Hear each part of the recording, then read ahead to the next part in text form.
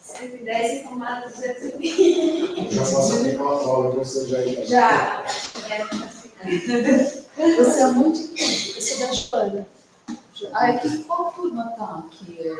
Aqui a gente está fazendo o convite desde o Year 9 até o Year 9. Do Ah. nono ano até a segunda série do ensino médio. Ah, tá. Por que a partir do nono ano? Porque para quem vai fazer a aplicação internacional, o currículo eles começam a faculdade, a avaliação do histórico escolar, desde o Year 9. E para ingressar nesse processo, entender o que é e como ele acontece, então começar a participar a partir do Year 9 é necessário para entender a responsabilidade da instituição que tem com o currículo deles, entendeu? Então, obrigado primeiramente pela conversa de vocês. Todos vocês me conhecem, mas o Wellington, coordenador e professor aqui das filhas de vocês e filhos, né? Então, é um prazer tê-los aqui nesta manhã para a gente poder conversar um pouquinho sobre o Enem e algumas informações de vestibulares. Né? Por que o Enem hoje, Wellington? Porque o Enem está com as inscrições abertas, né? Vai até o dia 16 e a gente sugere e recomenda que todos os filhos de vocês façam o Enem, independente de estar na primeira, na segunda ou até na terceira série do ensino médio, porque conta com uma experiência importante aí, uma vivência necessária para eles ao final do ensino médio. Ué, mas meu filho não vai ficar no Brasil. Ótimo. Aqueles que vão para o exterior precisam dessa nota de Enem, porque as universidades internacionais elas querem analisar qual é a proficiência que o seu filho tem numa universidade no país de origem dele. E hoje, o exame que confere essa proficiência é o Enem. Né? A prova é sempre essa época, é isso? Ou tem 2 vezes por ano? O Enem ainda no Brasil acontece uma vez por ano só, no período de novembro. Ah, a gente faz a inscrição agora? Faz a inscrição agora. Normalmente essa inscrição ela abre em maio e fecha em junho. Fica aí com uma janela de 20 dias aproximadamente de abertura. E agora vai até o dia 16?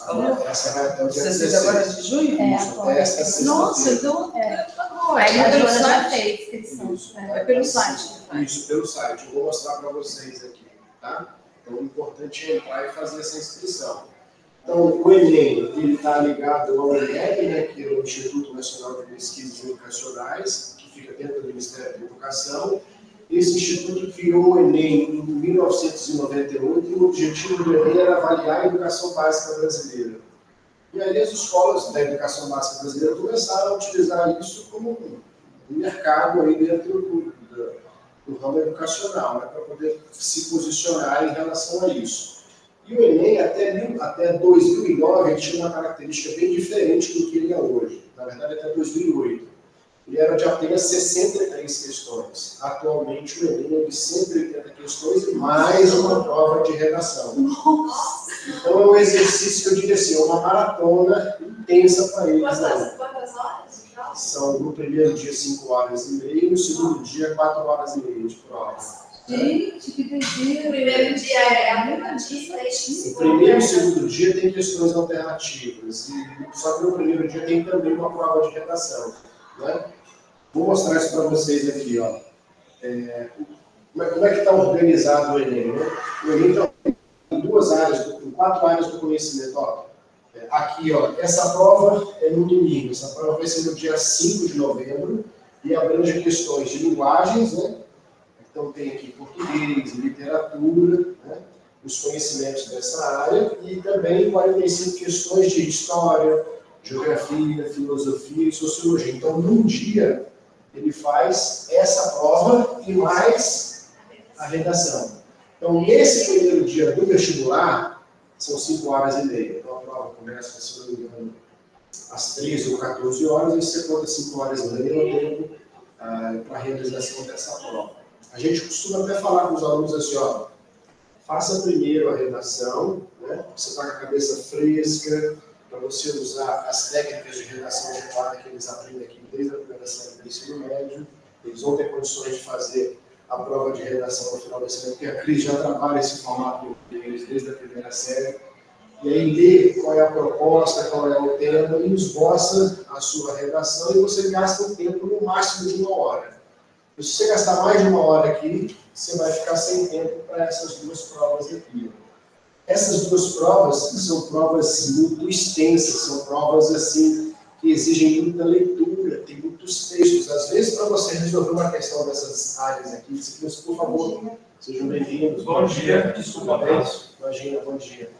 Essas duas provas, ela tem, às vezes, para resolver uma única questão, tem 2, 3 textos grandes que você tem que relacionar, interpretar, entender qual é a linha que existe entre esses textos para responder uma única questão. Então, isso aqui exige uma habilidade de leitura deles muito grande. Aí você imagina o seguinte, né, para eles que ficam no celular o tempo inteiro, o sacrifício que é fazer uma leitura destes textos para responder essas questões. Então é um grande desafio aí para eles realizar essa prova dentro do tempo. O que eles mais reclamam é a questão do tempo. Acha pouco ainda. Acha pouco, exatamente. Exatamente.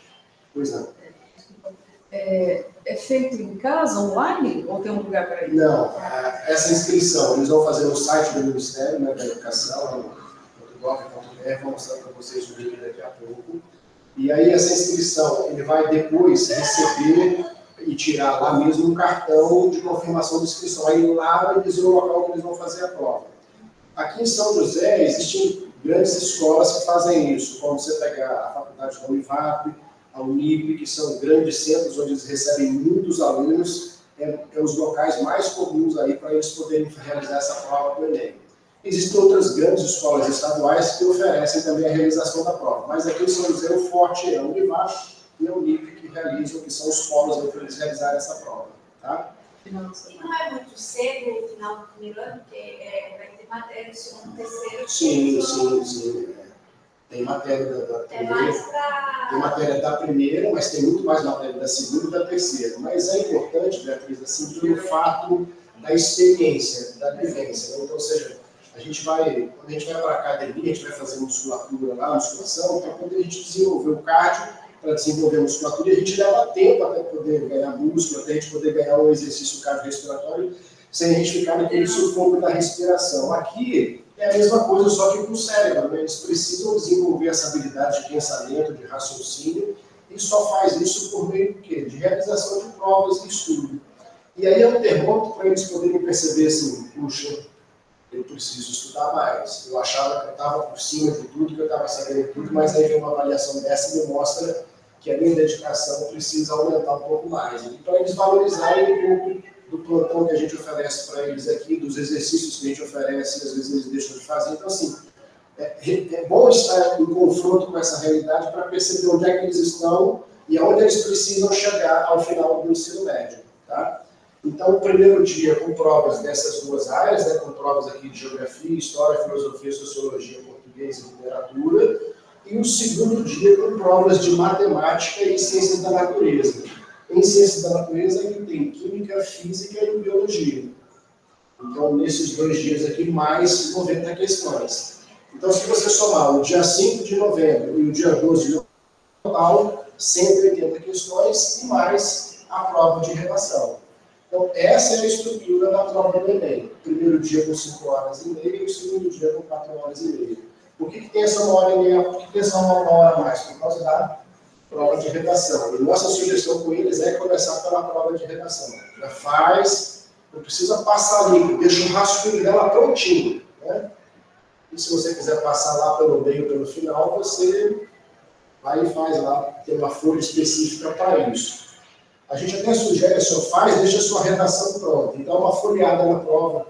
Porque quando você começar a folhear a prova, você vai encontrar outros textos que vão falar também do tema da redação e que você pode vincar na sua redação e dar uma melhorada nela. Isso sempre acontece. Sempre tem textos assim. Tipo meio que pegadinha. Né? Então, você sabe esse jogo é da nossa época. Sabe aquele jogo de pega-vareta? O jogo de pega-vareta que a gente solta as varetas e elas caem? Quando a gente olha para aquele jogo espalhado assim sobre a mesa, a gente vai encontrar varetas que são fáceis da gente pegar, não é? Essas são as questões fáceis. Depois a gente tem algumas varetas que elas vão ter um certo grau de dificuldade, mas ainda é fácil de pegar, porque a gente vai com jeitinho, cuidado, a gente consegue tirar sem mexer as outras. E tem vareta que é extremamente difícil. Se você for puxar, ela vai mexer se você não tirar as outras. As provas, as questões, trabalham mais ou menos com essa metodologia, ou seja, tem questões fáceis, questões médias e questões difíceis. Então, dá uma olhada na prova, marca ali quais já são as questões que você tem certeza que você consegue resolver e começa por elas. Porque isso também tem um fator emocional, né? Vai te dar autoconfiança para você realizar essa prova como um todo. Então, essa é a estrutura da prova do Enem. É múltipla escolha, né? Tudo múltipla escolha, aqui não tem questão dissertativa. O Enem no Brasil ainda está em ser formado. Então, assim, o Ministério da Educação tem dado indicações de que vai mudar o formato do Enem. Vai fazer uma primeira fase objetiva e uma segunda fase subjetiva. Ou, na mesma fase, ter questões objetivas e questões subjetivas para a área que você vai fazer. Então, a gente está aguardando para ver qual é a definição que vai acontecer para que a gente se adapte em relação a isso. Mas nesse formato 2023, ele está assim. Depois a avaliação é aquele que um certo anula. Não tem isso. Não. Essa prova não tem isso. Essa prova tem uma teoria de resposta ao item, que eu vou mostrar para vocês como é que funciona isso já, mas não é dessa forma. Tá bom? Dúvidas até aqui? Para que serve o Enem, Wellington? Bom, o Enem ele é muito importante para você ingressar nas universidades públicas hoje no Brasil. Por meio do SISU, né, que é o Sistema Integrado de Seleção Unificada, com a nota do Enem, quando você recebe a sua nota do Enem, normalmente ela sai no começo de janeiro, e aí no final de janeiro, começo de fevereiro, o governo federal abre essa plataforma, e aí com a sua nota do Enem, você vai buscar um curso dentro de uma universidade pública. E aí é uma plataforma onde você entra com os seus dados e você escolhe, eu quero fazer na Universidade Federal de Juiz de Fora. Quero fazer engenharia elétrica. E aí você vai lá buscar a vaga de engenharia elétrica e coloca, né, se inscreve para ela. Automaticamente, essa plataforma já vai dizer para você qual é a sua posição dentro do número de vagas que ela tem. Então vamos supor que ela tenha 50 vagas no total, mas hoje nós temos a política de cotas. Então, normalmente, para as escolas de ampla concorrência, que é o nosso caso, os alunos vão concorrer a um determinado número de vagas. Então, não é 50 vagas, vão concorrer com 25 vagas. Se a nota dele ficar dentro da nota de corte, ele consegue essa vaga, senão ele tem que buscar outra universidade e outro curso. Então, é um processo de aplicação de nota que funciona por meio dessa plataforma. O interessante dela é que ela está aberta, ela fica aberta durante uma semana. Então, ela atualiza sempre à meia-noite. Então, por exemplo, eu faço a aplicação na segunda-feira, estou lá feliz da vida que eu consegui a vaga em engenharia elétrica na Universidade que eu queria em Juiz de Fora. Aí vira para terça-feira, eu abro a plataforma, eu estou lá fora do número de vagas, porque alguém com uma nota maior aplicou naquela vaga e conseguiu a minha vaga. Então, não é nem quem chegar primeiro, é quem tiver a maior nota. E aí fica essa disputa todo dia? Aí fica essa disputa todo dia. E aí na sexta-feira termina. Você faz a sua última aplicação na sexta-feira. Tem que ficar refazendo. Ficar refazendo. Nossa, que horrível. Queria deixar lá, se submeter, eu fico lá, né? Mas aí, como as pessoas vão buscando as notas de acordo com aquilo que elas conseguem ou não. Um leilão, quase. Um leilão de notas. Ou seja, ficarão as maiores notas dentro do número de vagas. Você falou algumas universidades estaduais, a USP é a FUVEST, né? A USP é a FUVEST, mas tanto a USP quanto a Unesp, elas também agora têm um percentual de vagas destinados à nota do Enem. Tem. Então, o aluno, por exemplo, que quer fazer a USP, FUVEST Unicamp, ele pode concorrer à vaga delas de duas formas, pelo próprio vestibular dela e com a nota do Enem. Então, mas aí não cria um conflito, porque, por exemplo, se ele tira uma nota baixa no Enem, baixa não, mas não suficiente para aquele curso, né? No Enem, mas sim pela FUVEST. E aí como fica? Veja, às vezes você vai fazer a prova naquele dia, você está com uma dor de cabeça, está com uma dor de barriga, ou você ficou nervoso. Então, se você tem essas duas oportunidades, você pode aplicar por ela e você vai escolher qual que você vai ingressar na universidade. Mas não tem um peso maior? Não. Não tem um peso maior. Tem um número de vagas que é maior pelo vestibular próprio da universidade. Então, a FUVEST ela destina, se eu não me engano, 15%, 10% das vagas dos cursos dela para o Enem. Enquanto o restante é feito pelo próprio vestibular dela. Então tem essa diferença. Qual é a diferença? É o número de vagas destinado pelo processo. O maior número da FUVEST e da Unicamp está pelo vestibular próprio dela. Então, assim, não alcançando, né, uma nota suficiente no Enem para a USP, ele pode conseguir através da FUVEST. Através da FUVEST. Okay? Agora, se você vai comparar estilo de prova, o estilo de prova do Enem é um estilo de prova mais acessível do que o da FUVEST. A FUVEST, ela verticaliza muito o conhecimento. Então, ele vai ter que dar uma quantidade de conteúdo maior, uma profundidade muito maior do que para ele poder fazer o Enem, por exemplo. Ok? E pode acontecer, porque a FUVEST, ela vem antes, é isso? Porque assim, pode acontecer da pessoa indicar ali a semana toda. Aí fechou, conseguiu a vaga. Aí pode acontecer de depois vem a FUVEST, alguém que tirou uma colocação melhor na FUVEST, tira a vaga. Porque a vaga é limitada. Você viu que ele falou 15%? Ele fica só por tem curso que é 10%, tem curso que é 15%, tem curso que é 25%. Então não interfere. E outra novidade que a Unicamp, a Unicamp, né, depois veio a FUVEST, agora a Unesp também. Elas também estão destinando vários dos seus cursos a alunos que participam de Olimpíadas e conquistam medalhas. Então, ele não precisa nem fazer o vestibular, ele precisa conquistar as medalhas em matemática, física, química, biologia. É um absurdo isso. Porque o conhecimento geral, né, história, geografia, só porque ele vai ver no canguru, afins, né, é um absurdo. Ignorância, isso, caminho para ignorância. Existem pessoas que vão defender outras teorias, tipo assim, porque o vestibular tinha que selecionar aquilo que você gosta e o que você vai trabalhar depois. Então, também tem essa lógica que é olhada, aí a gente também respeita todas elas. O que a gente precisa oferecer é oportunidade para que todos consigam diante dos seus gostos, possibilidades e necessidades aí, tá bom? Bom, além disso, né, assim, de ingressar nas universidades públicas, hoje o número de vagas nas universidades públicas no Brasil está em torno de mais ou menos 220 mil vagas. Aqui eu estou falando dos institutos federais, das universidades federais, dos institutos estaduais de educação. Esse é o número de vagas que tem ao final do ensino médio para eles que vão fazer o SISU. Mas o SISU também oferece aí oportunidades para quem tem necessidade de financiamento educacional, financiamento estudantil e também o ProUni. Só que isso aqui está muito atrelado à renda da família. Então, se atingir até determinado patamar, você consegue 50% ou 100% de financiamento. Tá?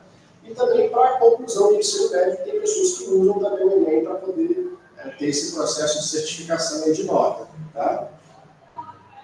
Bom, então como é que funciona essa nota do Enem aí que a gente vê tão publicada após aí a divulgação desses resultados, como é que cada um consegue suas notas, né? Como eu disse para vocês, as 45 questões de ciência da natureza aqui, física, química, biologia, aqui geografia, história, filosofia, sociologia, aqui português e literatura e aqui matemática, elas vão gerar uma nota. Essa nota, ela vai ser equacionada pela teoria de resposta ao item. É um cálculo matemático que é feito para corrigir isso daqui, ó. Isso aqui é uma régua onde as notas dos alunos são colocadas. E aí eles vão distribuir essas notas de acordo com o número de acerto dos alunos. A prova do Enem ela tem questões fáceis, questões médias e questões difíceis. 500 aqui, ó, dividindo ao mês a pontuação que vai de 0 a 1000 pontos, daqui para baixo estão as questões fáceis. Daqui para cima estão as questões médias e questões mais difíceis. É coerente pedagogicamente esse aluno aqui, ó, que acertou um certo grau de questões fáceis e ele pegou um acerto só em questão difícil. Já esse aqui, ó, ele acertou uma questão só difícil, uma questão fácil e as outras difíceis. O que esse aluno fez? Ele chutou. Então, essa teoria de resposta entre algumas coisas, ela corrige isso daqui. Porque esse aqui talvez tenha tido maior tempo de estudo, organização com aquilo que ele entrega, e esse aqui contou com a sorte. A sorte fez ele pegar algumas questões difíceis aqui. Mas nesse cálculo para a nota do Enem, isso aqui é corrigido. Então, esse aluno aqui, ó, ele tem uma nota maior do que esse daqui. Nossa, que interessante. Então, a prova do Enem, ela valoriza aquilo que o aluno sabe, não chute. Legal. Ela corrige isso. Mas, peraí, deixa eu entender uma coisa. Isso, porque eu lembro que quando eu fazia cursinho, Certo. naquela época, os professores ensinavam a gente a chutar. Eu também sou dessa época. Então, agora sim, como que se é um chute, é algo aleatório. Aham. Eu quero entender, é uma dedução isso aí, então. A nota?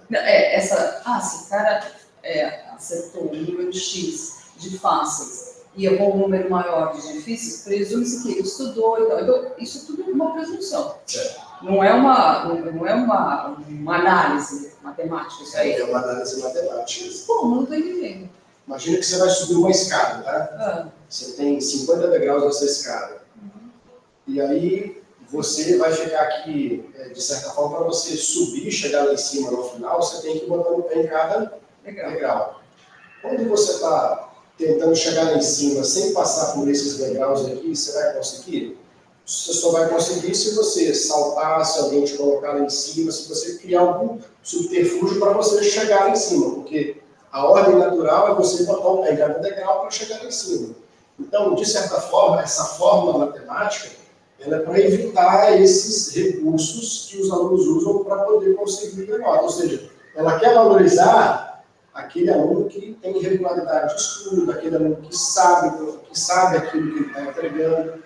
Então, ela vem corrigir essas distorções de chute. Então, aí tem peso maior? Não tem peso maior, o peso é o mesmo. A questão é que você, para acertar as questões difíceis, para chegar no topo lá daquele 40º degrau, você tem que ter passado pelos degraus anteriores, você tem que entregado os conhecimentos prévios de cada área, de cada disciplina. Não dá para você saber derivada integral dentro da matemática sem você saber as funções da equação matemática. Sem saber inequação, sem saber as propriedades da matemática, você só vai saber derivar, integrar, se você tiver essas outras funções complexas na sua cabeça sedimentada. É do tipo assim, né? Você vai contar as difíceis ou as médias se você for conquistando as mais fáceis, né? Exatamente. Se você acertar aqui e pegar alguma questão aqui, isso vai ser considerado. Agora, se você pega só aqui, isso aqui, de certa forma, isso aqui não vai ser considerado. Eles vão considerar isso aqui. Porque antes eliminava justamente isso, né? A gente ficava nas difíceis, quem acertava as difíceis, né? Era que ele eliminava mesmo. Agora você tem que demonstrar um mínimo de conhecimento. Isso não é Enem, né? Isso não é Enem. Isso, tá. Veja, essa regra vale para o... Se eu for falar da FUVEST... Continua. O FUVEST continua sangue nos olhos. O FUVEST continua do mesmo jeito. Continua sangue nos olhos. Tempo de prova para quem tem algum tipo de necessidade especial, como é que faz nessa hora? Tem que apresentar isso na inscrição e aí tem um tempo maior lá. Aí tem instituição que dá mais meia hora, tem instituição que vai dar mais uma hora, mas no ato da inscrição você tem que explicitar isso e não me lembro, você tem até que colocar um atestado com um sítio específico declarando isso. Vem atrás de você. Na hora da inscrição já tem que Isso, apresentar. já tem que apresentar. Outra coisa, olha que a nota da redação não tem como passar por isso daqui, ó. Então, a nota da redação não tem TRI sobre ela, é a nota seca da redação. Mas ela tem um peso maior, né? Não é que ela tem um peso maior. O que acaba acontecendo? Algumas universidades, quando elas vão fazer essa consideração de nota no SISU, elas colocam a redação com peso 2 ou 3. Então, a redação passa a ter um peso muito diferenciado na aplicação dos alunos. Porque, veja, o aluno vai fazer direito, cursos da área de humanas, ou cursos que exigem uma linguagem, elas colocam como peso 3. Por exemplo, cursos da área de exatas e engenharia, qual que eles vão colocar como peso 3? Aqui, ó, matemática. Ou talvez essas duas aqui, de peso 1 aqui. Então, na composição do SISU, quando você vai fazer a aplicação daquele curso naquela universidade, você tem que estar atento qual é o peso para você saber se a sua nota na sua área é a maior que você tem, porque ela pode ser um diferencial para você conquistar ou não válido. Mas para o Enem não, a nota entra a composição da redação entra com o mesmo peso que os demais. Entra com o mesmo peso dela, ela não tem uma disparidade em relação aos demais, só que ela não é complicada porque não tem TRI, não tem essa fórmula de cálculo aqui para o chute, porque que redação é assim, ou ele sabe ou ele não sabe fazer a redação. Né? O que ele vai aumentar a nota dele é que se ele usa a concordância, se ele tem um desenvolvimento, se ele tem uma proposta de intervenção, ou seja, é a capacidade de leitura que ele tem se transformando na escrita. Então é isso que vai fazer a diferença na prova de redação dele. Ok? Aqui, ó, eu trouxe para vocês do Enem 2022 algumas notas de alguns cursos da ampla concorrência. Por exemplo, a administração nessa universidade federal e essa universidade estadual aqui, ó. Totais de vagas para ampla concorrência. O restante das vagas aqui é tudo para cotas. Quais são as cotas, não é? Alunos se declaram negros, estudantes de escola pública, indígenas, tem um certo número de vagas reservado para ele. Os nossos alunos, eles vão participar desse número de vagas aqui da concorrência. Então, essa foi a nota de corte para esse curso nessa universidade. Então, o aluno que tinha aqui 678,40, ele ficou de fora. Então, o último aluno, que foi o 18º lugar, ele teve essa nota. E na aplicação do SISU, quando ele joga a nota aqui, ó, ele já tem, se ele foi o primeiro a colocar, ele por enquanto é aquela referência. Mas se chegar alguém com uma nota superior a isso daqui, ele imediatamente cai e perde essa vaga.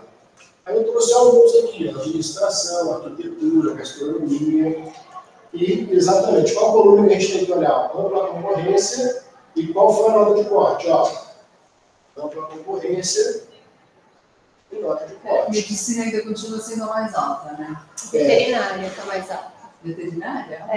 Ah, não, é realmente medicina. Medicina. Aqui na UFSCar, medicina teve 809, a última nota, né? A nota mais baixa. A nota mais baixa, 809, é uma nota excelente, né? 809,34, porque você imagina tirar 809 da nota do Enem, é alguém que assim está no nível de compreensão de entrega altíssimo. E medicina veterinária, 798, aqui ainda foi... Nossa, é muito longe. Não, parece quase, mas não é. É longe. É muito longe. E muita gente faz, né? 799, 790. Os filhos de vocês já têm comentado o que é, mais ou menos, o que eles estão realizando de curso, até para a gente ter uma ideia aqui. Não tem pedagogia, né? Não tem pedagogia. Eu até tenho, mas eu coloquei aqui. Posso depois enviar para você dar uma olhada. A Pilar, eu acho que vai fazer direito. Direito? Assim, não, é esse Enem, né? Não para... Aqui, ó. 77. Nessa universidade, né, a Universidade do Amazonas, aqui está 772, a nota de corte. Né? E aqui, nessa universidade, 675. Eu posso mandar isso depois para vocês, até mais completo com isso. Olha, mas que engraçado, nutrição, aí são só 5 vagas, o curso inteiro. Que estranho. Essa universidade particular, é da estadual de Londrina. Gente, particular praticamente, esse curso. Mas é essa universidade, né? Só. Essa universidade. Interessante isso, não vi isso. Mas tem outras formas que ele vai para esse, para o Enem, eles podem usar os 5 A UEL tem o vagas. vestibular próprio dela. Então dá para você entrar pelo vestibular próprio dela também. Aqui ela deixa o número de vagas para o... Para o Enem, só 5 vagas. O Enem hoje é a principal forma de entrada nas universidades públicas, mas algumas universidades públicas ainda têm o seu vestibular próprio. Tá. Então dá para o aluno entrar ou pelo vestibular próprio dela ou pelo Enem. É que o Enem ele é uma matriz única para todo o Brasil. Então, de certa forma, você fica no mesmo nível de concorrência no Brasil inteiro para todas as universidades. Porque se você for fazer, por exemplo, o vestibular da UFPR ou da própria UEL, eles são muito bairristas. Eles colocam algumas questões que só quem faz o curso na cidade tem a capacidade de resolver algumas dessas questões. Eles conseguem isso diferenciar. E ainda é uma realidade, e isso acontecia muito mais na nossa época, não é verdade? Hoje em dia, com o Enem, não, você fica mais horizontalizado, fica mais em condição de igualdade esse ingresso, por conta de você ter uma matriz única para todo mundo. É isso. É isso. Eu já entendi isso. Minha filha está fazendo, está no terceiro ano, ela fez coisa na Universidade de Lavras, fez aquele que seria a Universidade de Lavras, muito mais difícil também. Mas sempre foi, a Lavra sempre foi difícil, né? Eu lembro que Lavras, a UNB também, que é o vestibular Pois é, ela já passou pela UNB na segunda fase do PAS, lá em Brasília. Ela está fazendo seriado? Ela fez, com os 2 primeiros passos, os médicos Então, seriado, primeiro e segundo e colegial. ela só internacionais ela já passou. É o Federico. Se ela não zerar o passa terceiro, também isso. ela já passou. Eu acho interessantíssimo fazer. E agora com a terceira, mas ela quer medicina, então. O vestibular seriado, eles têm uma vantagem que é ele fazer a prova com aquele conteúdo da série ano específico que ele faz, né? Às vezes tem alguns vestibulares, como a UNB, elas têm algumas diferenças de conteúdo em relação ao restante do Brasil. Então, tem algumas adaptações aí. Mas, de uma forma geral, você está fazendo com uma quantidade de conteúdo menor. Então, quando você vai fazer o Enem, você está fazendo com todo o ensino médio. Então, você faz com partes desse conteúdo. Então, isso, de certa forma, você cria uma pressão menor no aluno, né? Ou seja, a quantidade que ele tem que entregar naquele ano é menor que o que ele tem que entregar ao final do ano para conquistar, passando por todo esse processo aqui. Então, eu digo, quem está na primeira série, se tiver a oportunidade de iniciar fazendo esse seriado, faça, porque você vai fazer pequenas doses. Né? Seriado, não fala disso. São os vestibulares que acontecem em algumas universidades, são poucas no Brasil ainda, que ao final de cada série do ensino médio é um mini vestibular. E aí, ao final da terceira série, você faz o vestibular referente ao conteúdo da terceira série, e aí você vai somar suas notas para ver se você fica dentro do número de vagas da universidade. Tipo assim, a USP tem, tudo isso. A USP não, são algumas universidades, assim, a UFJF tem, a Juiz de Fora, a de Lavras, a Universidade de Brasília, a Universidade Federal de Goiás, a Universidade Federal de Goiás tem também. Mas em São Paulo. São Paulo, acho que não tem nenhuma. Mas fica como uma opção, né? Para salvar, vamos dizer, salva a vida de repente, né? Sem dúvida. E para eles, assim, também sentirem responsabilidade em cada ano, né? Porque se fica só, vou estudar lá na terceira série, como eu vou deixar para lá. Eles têm essa mania de fazer isso. E assim ele vai criando uma responsabilidade integral com isso, né? Bom, o Enem também serve para ingresso em algumas universidades do exterior. Né? Se a gente pensar assim, Portugal, Canadá, França, Reino Unido, hoje os alunos conseguem ingressar nas universidades desses países aqui com a nota do Enem. Algumas especificidades aqui, por exemplo, em Portugal, além da nota do Enem, eles vão precisar de um certificado de conclusão do ensino médio no Brasil. Então, tem que concluir o ensino médio, usar a nota do Enem para poder fazer a aplicação. Canadá, eles vão ter aqui o histórico escolar, carta de recomendação e provar que você é proficiente na língua inglesa. Isso para eles não é nenhuma dificuldade, né? Aqui, na França, eles têm que provar que eles são fluentes no francês, tem que ter carta de recomendação e também fazer a aplicação. E no Reino Unido, eles conseguem fornecer aqui também uma rede de suporte muito boa. No caso, assim, pensar no Reino Unido em relação às outras, porque eles têm uma rede de suporte muito grande para os alunos.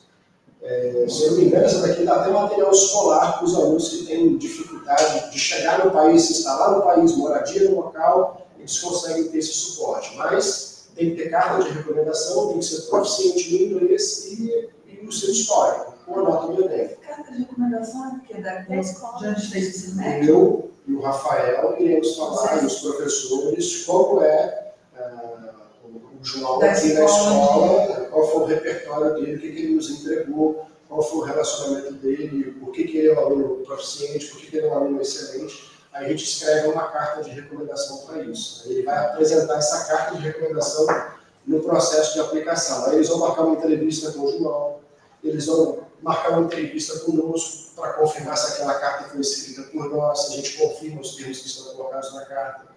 Eles nem falam, eles ligam para a gente com a carta em mãos e vão dizer assim, como é o João? E aí eu tenho que dizer aquilo que está escrito na carta, porque se eu disser algo diferente, eu falo assim, o João fez uma carta que não é da escola, entendeu? Então eles têm como certificar essas coisas todas. Então é um processo que analisa rendimento acadêmico, mas também um repertório de relacionamento dos alunos. Né? Essa é uma diferença muito grande das universidades internacionais. Ela leva em consideração o indivíduo como um todo. Né? Então, aquilo que ele tem como relacionamento interpessoal, aquilo que ele tem assim, enquanto sociedade, aquilo que ele interage com as pessoas, isso é levado em consideração no processo de aplicação internacional. No Brasil, infelizmente, ele está atrelado à nota. Algumas universidades particulares têm começado a fazer um processo diferente. Então, a gente fala de quem? A gente fala de Einstein, a gente fala de GV, a gente fala de INSPER, que são algumas universidades que estão começando a olhar para os seus processos de aplicação, seus processos de entrada, e, além da prova, coloca uma dinâmica, entrevistas com o aluno para identificar qual é o perfil dele. Por exemplo, eu vou falar de uma questão do Einstein que aconteceu no vestibular de 2022 deles.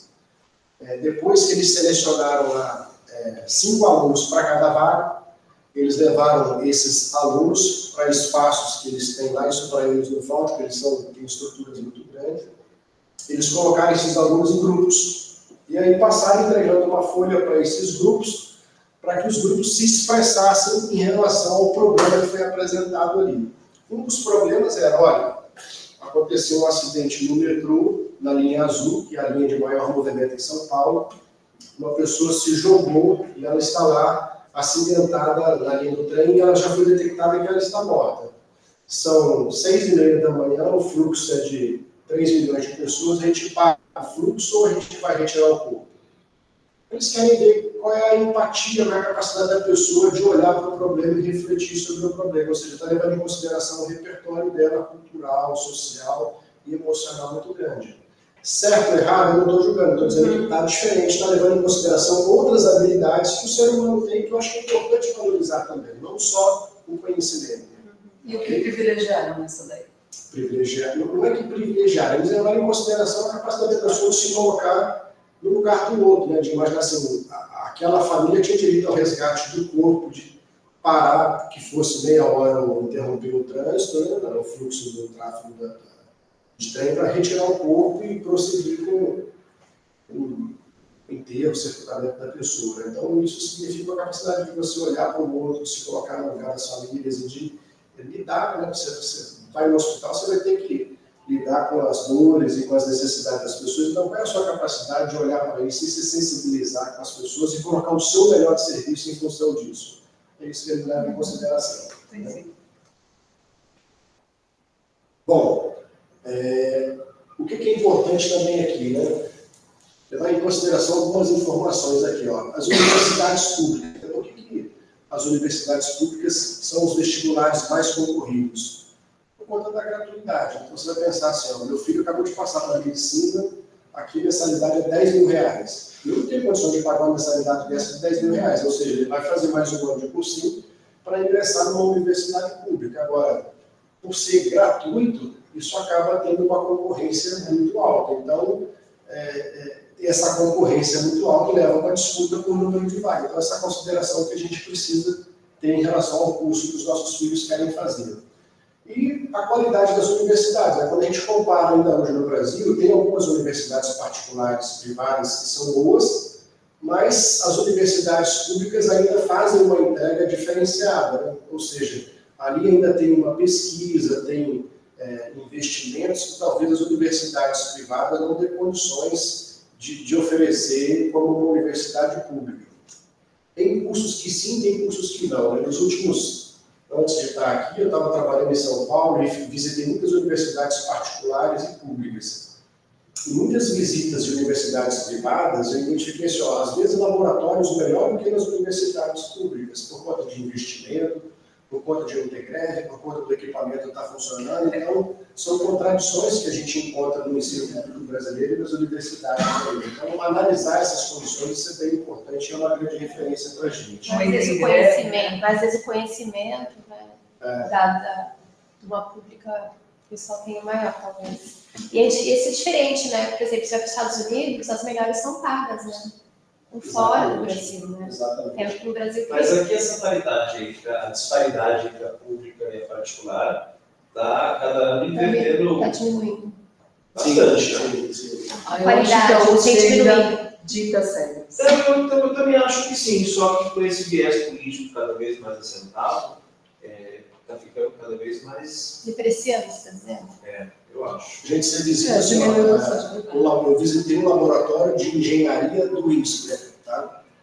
INSPER é economia e administração, sim, excelência, uma das melhores escolas no Brasil hoje.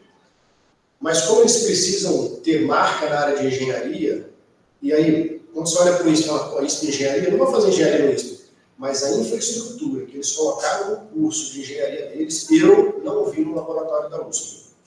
Eu tenho um afilhado que está com 22 anos, está no quarto semestre do INSPER. Ele faz administração. Eles participam de empresa júnior. É muito bacana. E assim, o contato que eles têm durante as férias deles da faculdade, eles viajam o Brasil. Ele optou pelo agronegócio. Então ele viaja o Brasil inteiro, em grandes fazendas, grandes agronegócios. Eles recebem na faculdade uma quantidade de palestrantes que é impressionante. Muito bom. É muito legal o projeto. O IBMEC vai na mesma linha também. Aqui é humanitárias, sabe que tem Isso. de medicina? Isso. Então, eu tenho a filha de uma amiga que vai fazer. Também está surpreendente, tem cadáver mesmo, né? Porque tem muitas escolas, até públicas, que não tem cadáver. Hoje eles usam muito software, aplicativo, né, onde você projeta Exatamente. aqui e aí você visualiza. Mas, gente, o que vale é você botar... E o laboratório, a tecnologia ficou bem surpresa por ser uma universidade que bom. Mas aí, infelizmente, o público está cada vez mais sucateado, né? Infelizmente, né? Eu já visitei aqui a Humanitas e quais tem outras universidades. A Humanitas aqui, não deixa de desejar, tem absolutamente nada. Eu estou ouvindo muito isso. Os laboratórios deles são assim, fantásticos e excelentes. Eles têm um laboratório de simulação, onde tem lá um paciente deitado, né? Então, tem um corpo deitado, mas, como é que eu vou dizer, não é uma peça anatômica, mas é uma maquete toda ligada eletronicamente. Então, se você vai fazer qualquer procedimento, e aí você erra o procedimento, ele automaticamente pisca na tela para você, você está perdendo o paciente pela respiração, você está perdendo o paciente pelo batimento, você entubou errado. Então, ele vai sinalizando para você e isso você está aprendendo ali na prática, né? E tem universidade pública que não tem essa estrutura que eles têm aqui. Que bom. Essa é a faculdade de medicina que dá Humanitas aqui em São José dos Campos. Sem falar a questão humana, né? Porque os professores entram em greve, eu estudei escola pública, entram em greve, você fica... No estadual não tem, no estadual. Tem, enorme, sem aula. Era federal a sua? Que eu estudei, é a Unesp estadual. Estadual.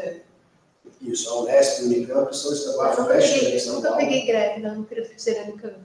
Mas eu já vi gente que já perdeu um ano de formatura por conta de uma greve que dura 6 meses, entendeu? É impressionante. Então tem isso também, né? No particular não tem, né? A concorrência também, assim, é elevada, assim, o número de vagas, assim, então a concorrência acaba acontecendo que o número de vagas não tem para todo mundo, então você tem X vagas e tem X mais alunos disputando aquela vaga. Então, se essa concorrência é elevada por conta disso. Outra questão é a carga de conteúdos. Então, assim, para os vestibulares, a carga de conteúdo ela é muito grande. Então, quando você pega assim, a matriz programática lá da FUVEST, da Unicamp, da Unesp, elas não são iguais. E se você pegar o Enem, também não é igual. Então, assim, a carga de conteúdo ao final do vestibular é muito grande. Então, isso exige deles plano de estudo, rotina de estudo, entregas para eles fazerem ao longo de todo o ensino médio para dar conta de cobrir tudo isso. Tá? Diferença do Enem para os vestibulares, né? De acordo com as instituições, eu vou focar aqui USP, Unesp e Unicamp, né? Diferentemente do Enem, eles têm 2 fases. Então, a Unesp, Unicamp e a FUVEST, primeira fase, questões objetivas, aí entre 80 e 90 questões, que é o quê? Marcar o xizinho lá nas alternativas. E uma segunda fase com questões discursivas, e aí ele vai fazer prova específica da área dele, mais português. Então, qualquer que seja a área, nessas 3 universidades ele vai fazer uma prova de gramática, interpretação de texto e redação. É o mínimo que eles colocam de exigência para o aluno saber se comunicar, para o aluno saber se expressar e também escrever, porque é isso que ele vai usar dentro da universidade. Então, a segunda fase do vestibular deles, o primeiro dia, é só para essa parte de português. E o segundo dia está organizado com as provas específicas. Aí depende de qual área vai fazer. Direito, fatalmente ela vai fazer uma segunda fase com filosofia, sociologia, geografia, história, então isso vai fazer parte do repertório dela de segunda fase. Pedagogia vai ficar na mesma área. Daniel já tem uma ideia? Ele fala arquitetura. arquitetura, mas acho que ainda não sei. Assim. Supondo que seja arquitetura, a segunda fase dele vai ser matemática, física e, dependendo do campus, talvez química. E o João? Tem ideia? Fala mesmo, assim, não sei. Ele chegou a falar para mim de economia. Então, se fosse economia, a segunda fase dele seria a primeira com português e redação, e depois geografia, história, filosofia e sociologia também. E o Fred? De artes cênicas a física quântica.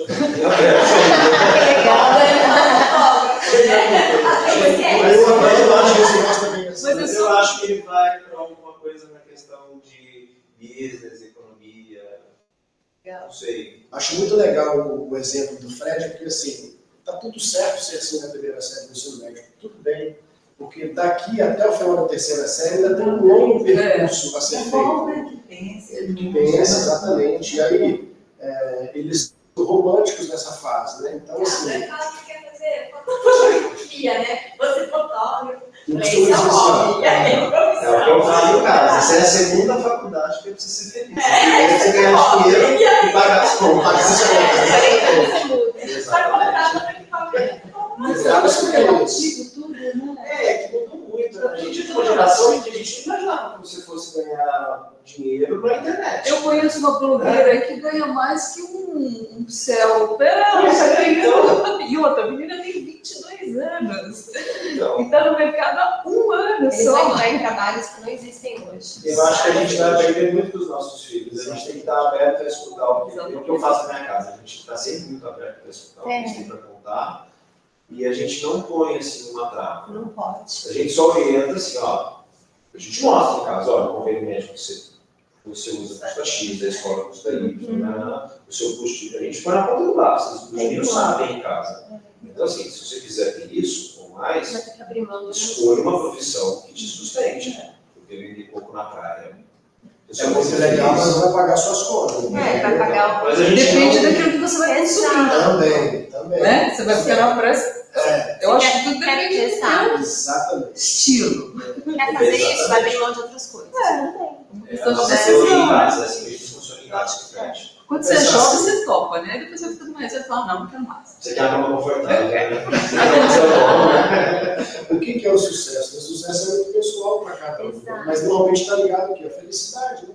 É. Então, você está feliz, você está bem com o que você está fazendo? Você está disposto, quando você acorda de manhã cedo, para você ir para o seu trabalho, para aquele dia, de lidar com todos os problemas que o trabalho vai te entregar? É isso que você tem que analisar. E claro, só para essas outras coisas são super importantes, porque às vezes sonha muito de uma coisa, mas, cara, você vai pagar os boletos vão vencer, isso aí vai dar conta para você? Você tem que olhar para isso, é uma realidade importante, que às vezes nesse momento eles fogem dessa realidade. E outra coisa também que eu percebi, estão falando muito da nossa época, que a gente deve ser mais ou menos, mas acho que hoje você ter uma carreira é até meio assim duvidoso você falar, porque as coisas estão mudando tão rápido. Hoje você começa com determinada informação e você vai terminar com algo completamente diferente. Então, o sucesso está ligado à sua rapidez de adaptação com essas mudanças. Exatamente. Porque você escolher, eu quero fazer odonto. Gente, às vezes pode ser que a sua carreira seja... Hoje eu conheço amigas, elas não estão mais fazendo odonto, estão fazendo aquela... O nome? Facial? Harmonização. Harmonização facial. Quer dizer, não tem nada a ver com odonto. Vamos pensar assim, né? E é para ganhar dinheiro. Está fazendo isso meramente para ganhar Esse dinheiro. bobear tá mais feliz, né? Porque a parte da grana, ela é uma parte importante da nossa vida. Lógico, o dinheiro faz mais que deuses e almas, não é isso? Não tem jeito. Em casa a gente tem o exemplo da minha esposa, que ela é formada em arquitetura, e a Marina ficou muito tempo sem trabalhar, porque cuidou das crianças, sempre a gente tinha essa condição, e quando ela foi voltar a trabalhar, ela quis voltar para a arquitetura. E eu tenho uma empresa de construção civil. E aí ela falou assim, não consigo voltar para isso, não é isso que eu quero. A Marina tem uma loja de roupa, ela é super feliz com o comércio. E eu jamais, quem conhece um pouquinho mais a Marina, eu jamais imaginei que a minha esposa um dia fosse comerciante, porque o comércio é uma parte de uma escola. O comércio é um negócio que todo mundo deveria fazer na vida. Então, assim, essa questão da adaptação. E eu hoje, com 50 e poucos anos, eu estou mudando completamente minha área. Estou saindo da construção civil e indo para um negócio que eu sempre sonhei a minha vida inteira, que a gente até comentou esses dias, né? Meu avô é da roça, meu pai sempre foi produtor rural, E eu estou embarcando total nisso, estou abandonando o que eu sempre fiz a vida inteira. Ah, que legal. Então, por isso na minha casa é muito aberta essa questão. Mas então você traz um elemento importante, que a gente precisa ensinar para eles assim, ó. A universidade é só uma forma de você ingressar no mercado de trabalho. Entender que o mercado de trabalho é uma estrada com muitos quilômetros, que depende do seu sonho, depende da fase da vida na qual você encontra. Você entrou no mercado de trabalho numa determinada situação e a sua estrada hoje está te permitindo você enxergar outros caminhos.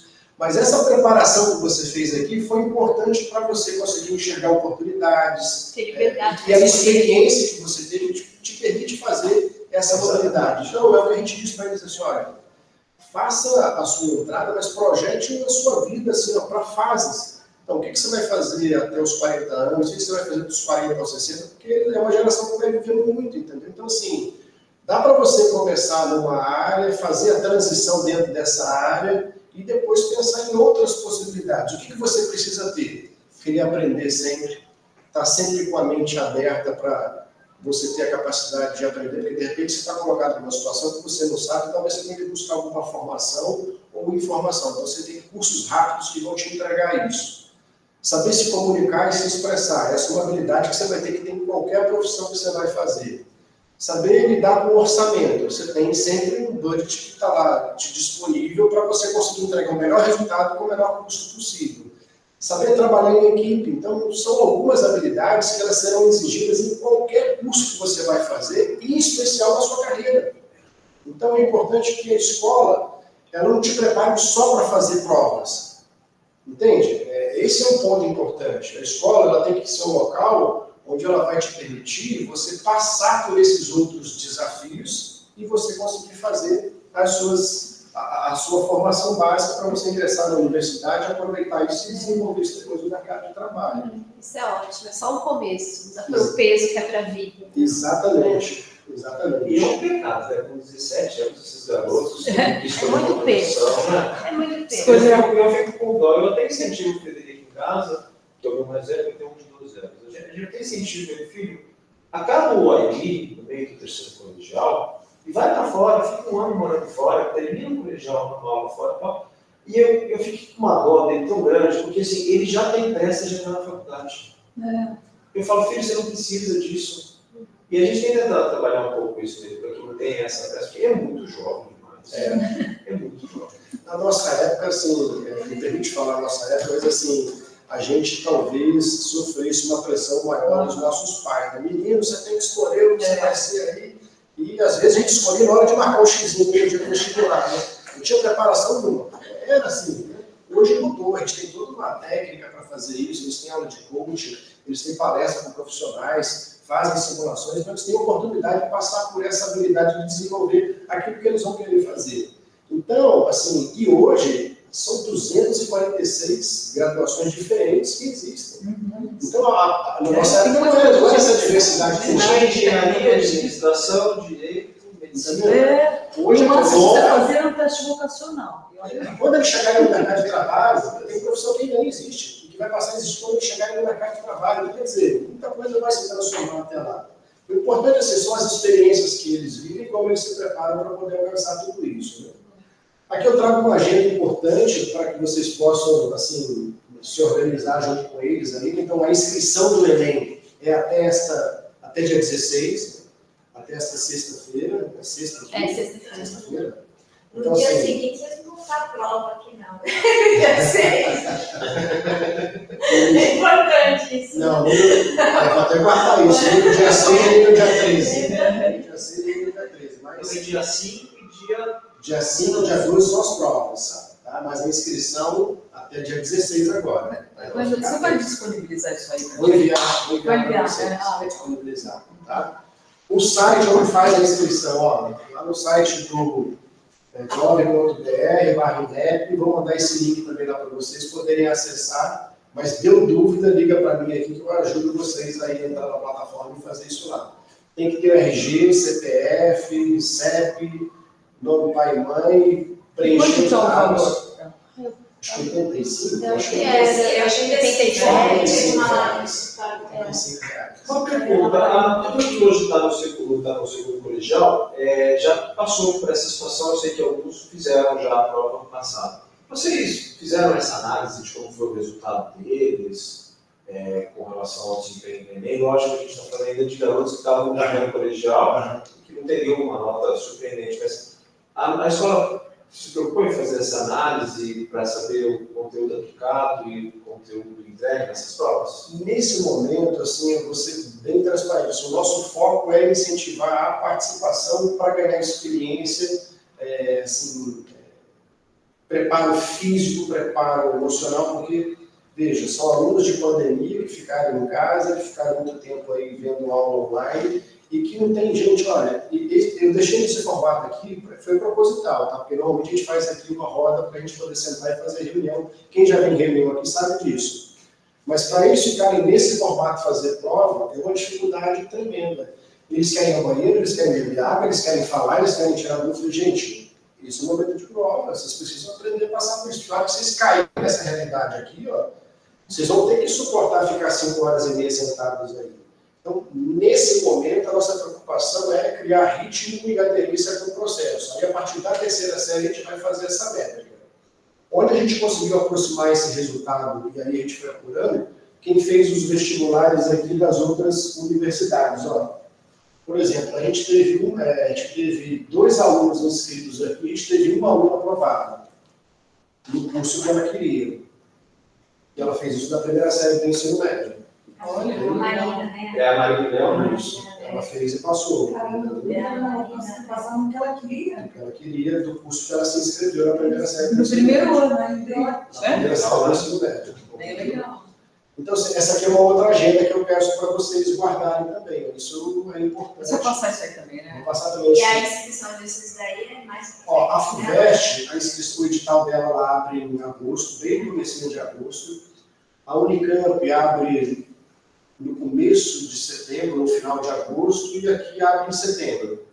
Mas as provas, a princípio, já estão divulgadas isso daqui. Mas essas instituições, elas são muito autônomas, né? Elas podem mudar essas datas, mas eu vou sempre informar vocês. A princípio, então, a FUVEST vai acontecer no dia 19/11, a primeira fase da Unicamp também no dia 29 de outubro, e a Unesp no dia 15. Lembrar que aqui no meio tem o dia 2 o Enem, dia 12, dia 5 e dia 12. Ó, então, antes dessa fase aqui, está o quê? Está o Enem. Aqui depois está o Enem e aqui antes está o Enem. Então, saber que são aí 3 finais de semana, ou 4, se for fazer os 4, né, que vai estar comprometido com essas provas aí. Gente, é preciso fazer todas, ué? Não. Mas escolha o Enem mais uma. Já é uma experiência para eles importante, para quem está na primeira série. Cria um trauma logo de cara. Eu quero manter um pouco na praia. Vocês têm essa conversa com os alunos para ter essa sensibilidade? Porque o João fala assim, eu não quero nem fazer Enem, eu vou estudar fora, eu vou estudar no Brasil. E, daqui a 3 anos, ele está pensando completamente diferente, apaixonado por uma menina que não vai. E aí, não vai embora, e aí dá nosso, né? Porque não se preparou, não quis saber. Aí a gente já está com raiva da nota. Já, né? Sem saber agora, eu senti isso também. Mas é importante, né, falar, porque a gente fala essa idade, né? Hoje eu vou dar aula lá para eles, dar aula brasileira, e a aula vai ser isso aqui, vou apresentar isso aqui para essa eles. experiência, de quanto que é importante, né, de que fora do Brasil abre portas também através do Enem, né? Sim.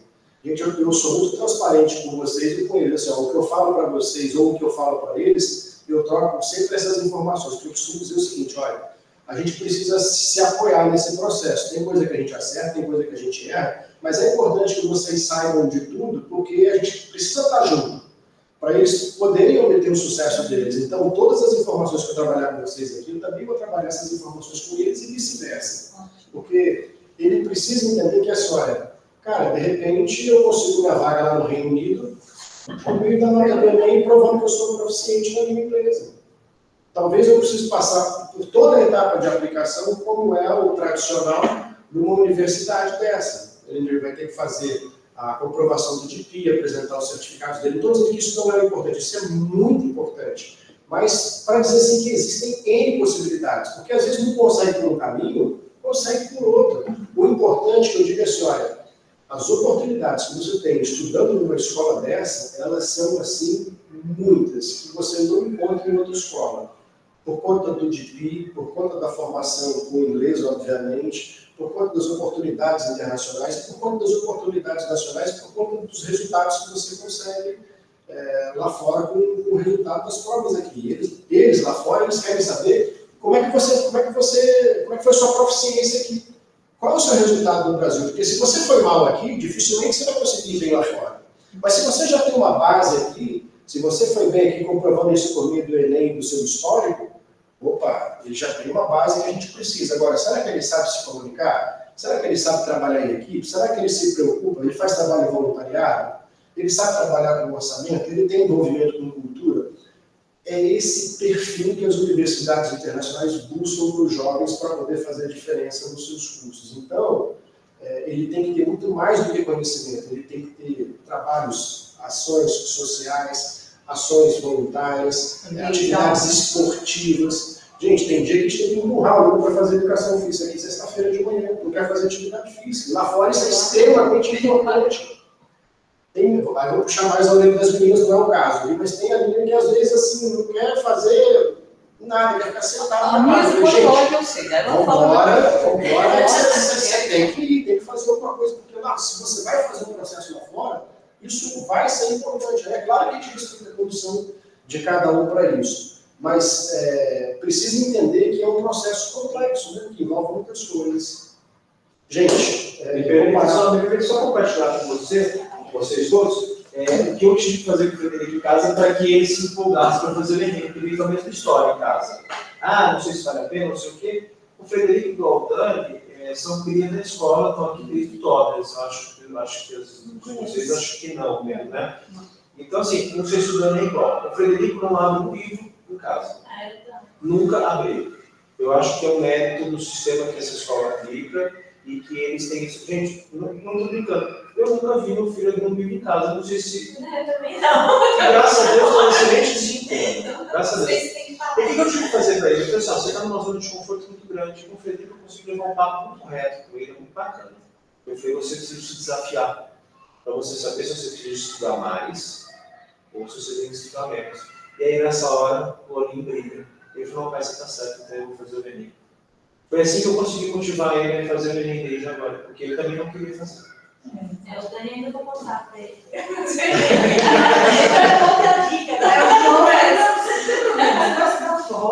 Ótimo. Mas vai fazer o Enem. Porque o Enem é o plano B. E se der o plano A? Ele já pode mudar agora e já. É que assim, o que eu senti, né? O ano passado apresentaram, né? Teve a feira das universidades fora, não sei o que, e lógico, lá fora tem umas universidades lindíssimas, assim, não é castelo, né? Então ele veio com aquelas fotos, né? Olha que lugar lindo, é aqui que eu quero estudar. Então, escolheu na Califórnia. Na terra ali, umas fotos naquele. Aí eu peguei, e aí ele, desde que ele começa, não, mas eu não quero isso daqui, eu quero fora. Ele fica falando isso. Mas assim, Dani, não é bem assim, né? Tem todo um custo para estudar fora, tem todo um esforço, né? E aqui dentro também tem faculdades muito boas. Então eu acho legal, assim, de repente, vocês também incentivarem isso aqui, né? Aqui dentro. Não, você pode ter certeza que esse é o papel nosso, a gente vai fazer isso, tá? E pensar o seguinte, né? Gente, lá fora, eles querem saber como você foi viver. A forma como você prova isso são duas, histórico e Enem. Tem instituições lá fora que elas querem as duas formas, o seu histórico e uma certificação nacional, que é o Enem. Entende? Então, é importante fazer bem o Enem, não é nem fazer de qualquer jeito. Porque o bom resultado dele vai te abrir portas lá fora também, mesmo que o processo seletivo dela lá fora não seja pelo Enem. Mas ela quer ver qual é a sua nota. E se chegam dois brasileiros que têm uma habilidade semelhante, o que vai fazer diferença é o quê? É quem entregou o melhor resultado.